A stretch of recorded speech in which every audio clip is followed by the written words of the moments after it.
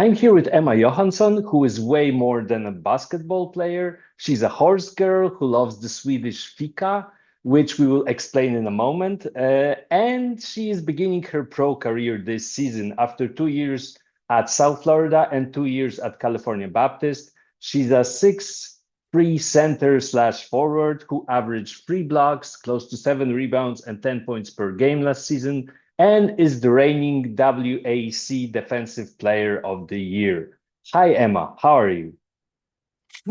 I'm good. I'm good. Thank you for having me. How are you? I'm good also. Thank you. Thank you Yeah. for taking the invitation. Okay, so I want to start with horse riding. How did you get into that? So I kind of like grew up. My mom always had horses when she was younger, and she also had horses when I was a kid. So it kind of become my hobby too.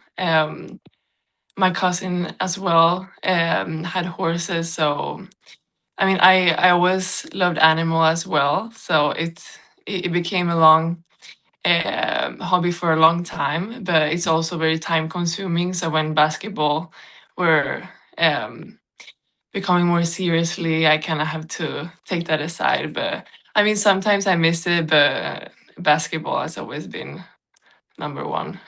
So apart Yeah. apart from horse riding, you're an avid practitioner of fika. Can you tell us more Yeah. about what it's all about? Yeah.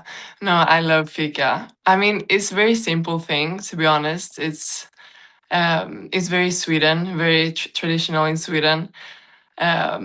Is basically like you taking a coffee with some bakery or cinnamon rolls, Swedish cinnamon rolls with, and catching up with friends and close ones, especially when, I mean, I have my summers here in Sweden, so um, I love like catching up with my old friends and talking about the year for fika, and of course I love bakeries and sweets Hmm. too. So. Okay. So it's basically like socializing over like a cup of coffee and some pastry. Okay. Okay. Yeah, yeah. And what else do you do in your free time apart from basketball? Well, basketball is your occupation. It will become your occupation soon, like professional basketball, right? Hmm. So apart from it, what do you do in your free time? Um, I mean, what I love to do, I love to see new places. I love to travel, and I mean, with basketball, I've seen and moved away from my country a lot of times. Um, I no, I love to be in nature, traveling. Um, I've been to this summer. It was very random, but I played 3-on-3, and I saw. Okay, we went to a city called Shangtao in China, Hmm. which was very cool. No, like stuff like that is very. Uh, I'm Hmm. very down for to see Yeah. the world. Yeah. And when you go to those places, do you also try to learn the languages or you don't have the time to do it? I mean, in China, it was very hard Hmm. to learn the language. Yeah. I think I learned one thank you is che. But other than that, it was very hard to communicate. Um, but for example, now when I'm gonna start playing in Spain, I would love to Um, learn and be fluent in okay. Spanish. Yeah, that Yeah, was supposed to be my next question, actually. Like, yeah. what about learning Spanish? Okay. So, are you already learning the language or? um, I mean, in Sweden high school here, you can have to choose between. You always have English, but then you have to choose one other language that you Mhm. have. So in my high school, I chose Spanish as my third language. So I kind of like. I mean, I wouldn't say I was taking it very seriously, but I learned some things, and also I had like 3 or 4 Spanish speaking Spanish player in my Mhm. first college. So, and they were also my um, the one that I lived with. So I kind of like Mhm. went into that very fast. So I understand a lot, but I'm very not like uh, Okay, okay, so talk too okay, much. okay. Because next season, you're going to be playing in Spain. And how did the negotiations with your team go? How did it happen? Like you graduated and immediately Hmm. like the team contacted you or Um, I mean, it has been a long process. I would say you kind of like I have an agency that Mhm, help me, so I'm not talking to the school like, or sorry, the the team? Yeah. team myself, but it took a um, couple of weeks after I graduated. I talked to some clubs. I was almost signing one, but then, I mean, my dream had always been playing in Spain, and I know it's a very, very good level. So Mhm. I knew that I couldn't say no to that opportunity. So it was very uh, Okay. And it was quick your reversal team. that I signed. Yeah. And it was your dream because of the weather or the level of basketball or both? Um, Probably more basketball, but I mean, I love the weather and the culture as well. But the basketball has always, when I've been playing against them in my under 20, under 15, like they have always been. I mean, we always lost by 30 plus, so I Mhm. know they're very skilled and uh, yeah. Okay. Last question regarding Spanish. Do you know what catorce means? I think 14, catorce. Yeah, it's how you 14, pronounce it. Yeah, yeah. yeah. Because that was your number in college. And I Mm-hmm. wanted to ask whether there was any significance in you picking that number. Actually, I mean, not no, not really. Okay. I've had that since I kind of had two different numbers, 22 in my national team and then Hmm. 14 as my non-national team, like club-wise. Um, but I don't know, I had it very young and I feel like I just stuck with it. But I love like even numbers. I could have never had like three or I don't know, Hmm. 13 or something. So yeah, it just become my number very early, but um, yeah. Okay. Okay. And Sweden is usually like associated with hockey, football, right? I mean, you've actually beat the Polish national team to the World Cup on the way to the World Cup, so thanks for that. And how big is, but what about basketball? How big is basketball culture in Sweden? Yeah. Um, Honestly, like it's growing very fast. I would say, but it's not as you mentioned. Like ice hockey, soccer is more of the biggest popular sports in Sweden. But I'm very excited to see like in 5, 10 years what basketball is gonna what's gonna happen with it in Sweden because I mean we have a really good both good national teams I would say and also in the men's team we have some NBA players as well that is very attractive to young players who want to Mhm. start and look up to both role models in the women's side and men's side. So yeah, I'm Okay. hoping and I wish it's gonna grow as well. Yeah, and you're representing Sweden in free-on-free basketball. Were you already called up to the 5-on-5 team? Mm-hmm. Yeah, and did you debut as well? Did you have a chance to play for the like the adult national team? Because I know you were in the youth system, but did you also play in Mm-hmm. the adult team? Yeah, I did. Okay, Yeah. okay. And how did it feel? Like, was Um. it everything you dreamed of as a little girl, like, representing your country, your parents Yeah. in the stands, like proud of you? Was it Yeah. something like that? I mean, yeah, it's always a different feeling to put your Sweden jersey on. Hmm. And also with the senior team, it was. an amazing experience and play with such good players and experienced players that you can learn from and play against. I mean, the top players in Europe. Like it's something that you shouldn't take for granted, and I did not. So I mean, I hope I can do it soon again. Next year there will be um, Eurobasket, yeah, European. yeah. Yeah, Eurobasket, and we Hmm. have it in Stockholm as well. So, Hmm. I mean,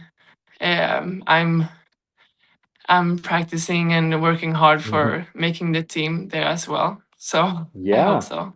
Fingers crossed that we're gonna see you in the final round, and I think the final round is in Lithuania, right? So Mm-hmm. fingers crossed we're gonna see you there as well. Yeah. Okay, and just to return to your childhood dream, I don't know if it was a dream of representing your Mm-hmm. country. How did you get into basketball, and how did your career progress until you found out that Mm-hmm. American colleges were actually like watching you? Yeah. I mean, both of my parents never played basketball, so it was kind of like a weird. My sister never played; she became a swimmer, and um, I think I started with soccer, but they just because I was kind of tall and they put me in goalkeeper, so that was not as fun. I remember I thought, but I mean, yeah. And then I tried basketball, and I kind of stuck with me. Since then, I became having a lot of friends there, and just because I was tall as kid as well was Hmm. kind of like an advantage, and that's how I started it. And yeah, it became more serious when I decided to go on a like an athlete school, kind of like a basketball high Hmm. school. So I have it like it became more practices, and then I saw also like older players that wanted to go to college and were there and played some in Europe, and that was very attracted to me. And I was like, okay, let's see how far I can go with this sport. Okay. And yeah. Okay. And what is like, do you have those in Sweden? Because in Poland, we have those like state-funded high schools that like the best Hmm. basketball players in the country join that team and they can then play, like they have their own team that participates in league Yeah. competitions. Yeah. Did you have that as well? So was it that type of Hmm. high school that you played against like senior players? Yeah. I mean, we had those, but my school wasn't that kind of school Okay. because um, I was in like the club team for my city. Okay. But I had practices with my school team, but we didn't have like a school team. Um, but we practice maybe like Hmm. yeah every morning um with the school, so we had like more Okay. practices as well. But Okay. yeah. Okay. And were you always primarily a defensive player? Like, I don't want to like put you in like a category or something, but I mean, your Hmm. defensive achievements are what stands out initially, right? So were you Hmm. always primarily a defensive player, or did it sort of evolve as you started playing basketball? Yeah. I mean, I haven't like I never like see myself as the type of player, but Hmm.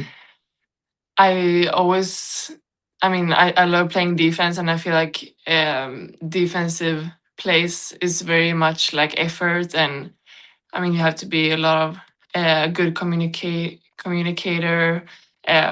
right time. You have to be in right time and right spot.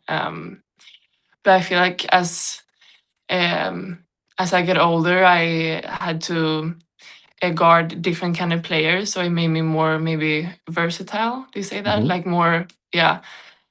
Um, so I had to guard like the inside player, but also the outside, kind of like in different positions. So maybe that made me more of a defensive player, if you Hmm. want to call me that. But Hmm. yeah, I Hmm. mean, if not, I just think that like the it's always, of course, maybe it's a plus to be versatile and like long arms and etc. etc. But I think also it's very much just um, hard work and Hmm. um, yeah. Okay. So, if it comes to your preferences, zone or man to man, which one do you prefer on defense? Oh Because no, I on think free I you would have say to, yeah, yeah, I'm sorry. yeah. No, sorry. No, no, because on free it's like man to man, right? But in Mm-hmm. club, it's usually like if you have those like old school coaches, they like to play the zone in Europe at least, right? Yeah, So yeah. which one is your preference?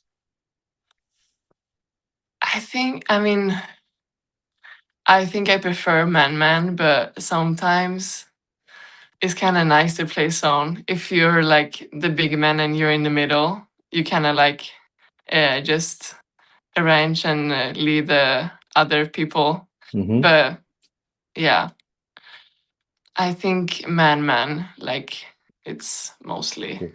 Okay. working more, Yeah. I would say. Yeah. And more satisfaction probably once you get it, Yeah. right? Yeah, yeah. Yeah, exactly. Okay, so some colleges are watching you, and because you're from Sweden, a country known for its warm weather and beautiful beaches, you decide to go to Florida, right? Which is Mhm. like the complete opposite of Sweden, clearly, at Yeah. least. Yeah. So, how did you prepare for that move, and how did you handle it? How did your parents handle it? Did they go there Yeah. with you? Hmm. They didn't go with me. I mean, and I didn't have a visit either because it was kind of like the COVID time. Hmm. So I had like a online meeting like this to see the school and yeah, and prepare. I feel like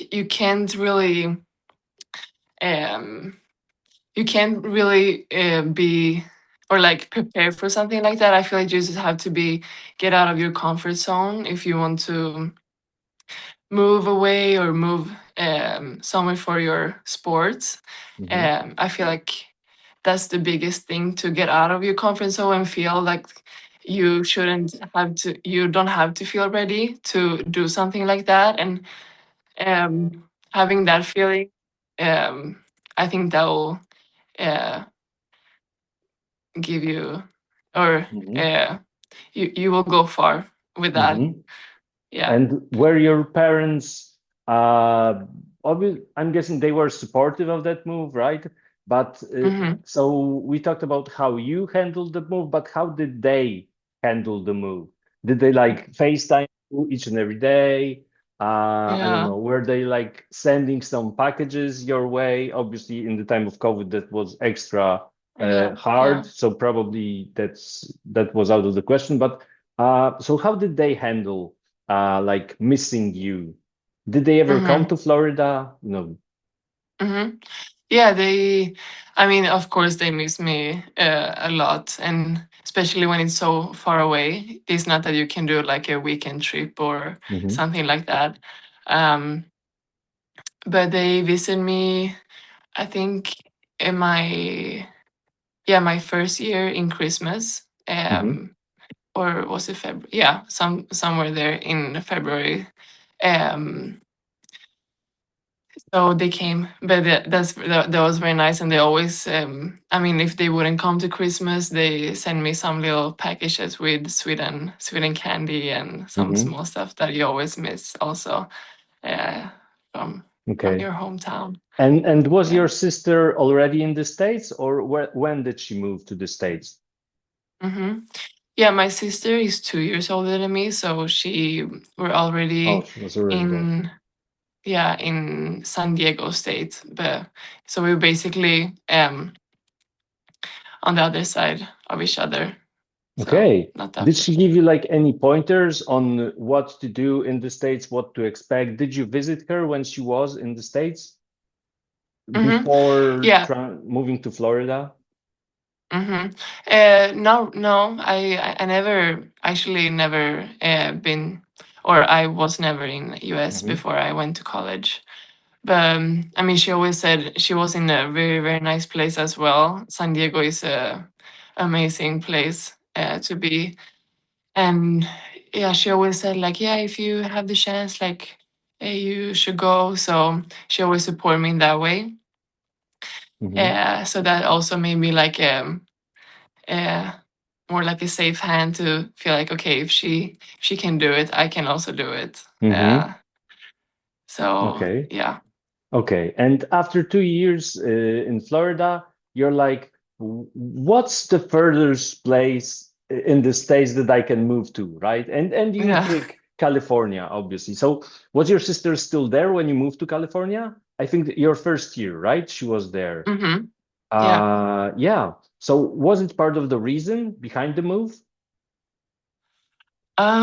I mean, maybe a little bit, of course. Like, it's very nice to be close to my sister, but also, like, I mean, I choose Florida for, like, of course, like very good basketball, but I feel Hmm. like also I love to do things outside basketball. So if you can, why not choose like a good warm place as well? Hmm. And I've seen Florida, so I wanted to. Um, I looked at places in California as well, and there was CBU that I went to. Was interested, and I felt like that was a great spot, Hmm. basketball wise, and also it's not a bad location to be. So Yeah. And yeah. you had quite an international roster back then. I think Hmm. you were from Sweden, you had two Spanish players, a player from Portugal, New Zealand as well. Hmm. So did it actually make the move to the other side of the country easier for you because you had other people who were also, well, I don't want to say confused by life in the States, Yeah. but maybe you know what I mean, that they were Maybe. foreigners and there you could like relate when it came to like common experiences. Yeah. I mean, yeah, it's nice to have like other people that done the um, same thing as you do and living from far away from home. And also, I feel like basketball wise, that kind of was also a plus to have a lot of European player because it's kind of like a different style of play, both in college and in Europe. So the change didn't, of course, it was a different type of tempo and movement, but having people that have this kind of like the same type of way of playing was also very nice. And of course, outside, knowing that they're, as I mentioned, like far from home and learn the new language, and it's a comfort to have. Yeah, international. Hmm. I love my international people, of course. Yeah. Yeah, yeah. And your team was nothing to sneeze at as well because you played your last college game actually during March Madness against Hmm. eventual champions, UCLA, like six WNBA players on your team, on that team, right? And you guys against them. So what do you remember from that contest? When you were playing them, did you know, or maybe did you feel at this point? Well, clearly they had like top billing, right? But other than that, did you feel that they could win it all? I mean, they were, yeah, of course, they were uh, one of the top teams in the US, and we knew that it was going to be a huge challenge. Uh, and the all the seniors that had been playing together, and it was, I mean, the team was is very experienced. Um, so it was good to play against them. I mean, we as a team, like I think we actually play with them for maybe 15-20 minutes. Like it Hmm. was pretty close, but then I mean they have a wider bench and it was hard. I remember that game because I got fouled very early, so I was pretty mad about that. But guarding Lauren Betts, for example, was a very hard task, and I know that she was very unstoppable under the basket. So Hmm. yeah, Yeah, but that's true. Like for like 20 minutes, I think when there was like a break, you guys were down by, I don't know, it was kind of within reach, like 6 points or yeah, eight, yeah. something like that. Hmm. Yeah, so it was a pretty close game. Yeah, and obviously a learning experience as well.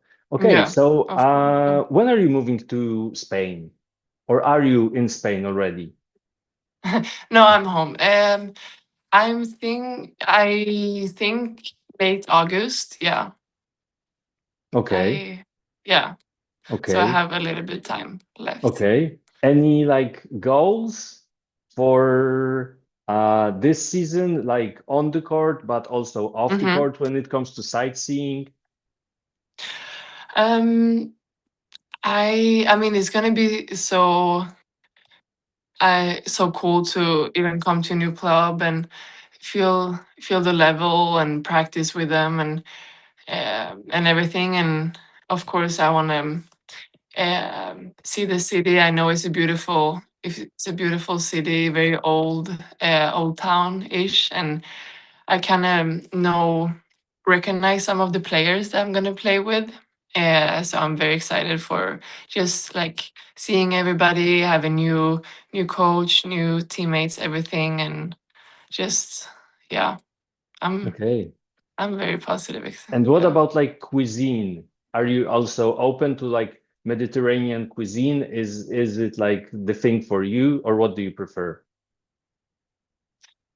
Um. Sorry. What did you say? Cuisine, like food, Mediterranean Oh. food, or Oh no, I mean I love food overall, so I think I'm even if I'm gonna miss my Swedish meatballs back home. I think I'll survive. Yeah. okay, okay, awesome. So thank you, Emma, for finding the time, and hopefully, well, I plan on going to like Vilnius anyway, to Lithuania for the finals. So I hope that I'm gonna see Mm, you there. And if not, yeah. then I'm gonna be like watching out for you. I hope that Yeah. our viewers will also be watching out for you play. And maybe one Oh, day, well, one day, I don't know, sooner rather than later, the WNBA will come calling, right? I mean, fingers crossed. Yeah. Yeah, yeah. Okay, Yeah. so thank you so much for finding the time and enjoy the rest of your day. Thank you so much. Oh, thank you so much. Thank you so Thank you. much. Bye. Bye bye.